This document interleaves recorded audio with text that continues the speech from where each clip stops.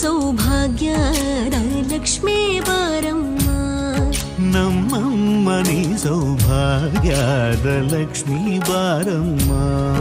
ನಮ್ಮಮ್ಮ ನೀ ಸೌಭಾಗ್ಯದ ಲಕ್ಷ್ಮೀ ಬಾರಮ್ಮ ನಮ್ಮಮ್ಮ ನೀ ಸೌಭಾಗ್ಯದ ಲಕ್ಷ್ಮೀ ಬಾರಮ್ಮ